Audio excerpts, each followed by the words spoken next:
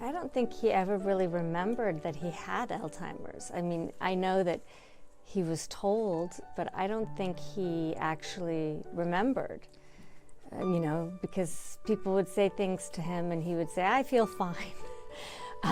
And honestly, I think that's, I mean, if it has to be, I think it's a good way to be. He was focused on the things he enjoyed to do in life. He was very lucky that he had such a great infrastructure around him of people who cared about him and really, I mean, if you have to have a disease like this, he had it under the best of circumstances. He was still able to do what he loved and get out there and perform. And honestly, I'm not entirely sure that if COVID hadn't happened, he might have gone on for another five or 7 years still singing.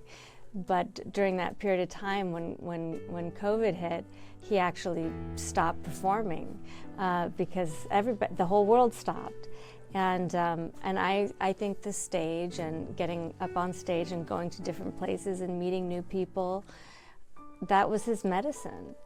And when that wasn't there as consistently, that's when I really saw the biggest changes. We've got our love to keep us warm. We've got our love to keep us warm.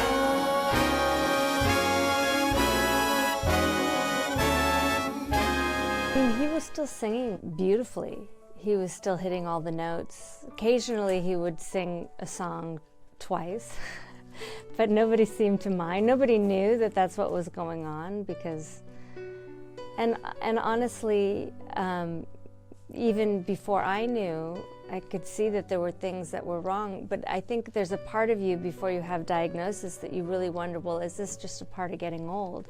So I think it's really important that people ask questions. And that if they are feeling forgetful or if they feel like there's been a major shift, that they go see a neurologist. Because a lot of people just think, oh, well, this is just a part of the aging process, but it doesn't have to be. And that's something that either you got it or you haven't got it. There's no way that you can teach that to somebody. If you got it, you got it. And you got it. Thanks, Doc. I was his opening act for many years. So I think so much has to do with routine for a lot of these patients. You know, for me, it was just beautiful to be able to have that time with him, to be able to spend that time together. He was really in his element when he was on stage, and even off stage, just to be able to go to so many different places and spend so much time together, and that was really special. Like the glow of your feeling outshines every star. You feel part. I feel like every time I open my mouth to sing, I'm honoring him because I love what I do, and I have the ability to be able to do it, and that's such a gift. A lot of people don't get that opportunity. And to be able, again, to bring communities together and give people a reason to come out and meet other like-minded people, talk about things, I think it's very important.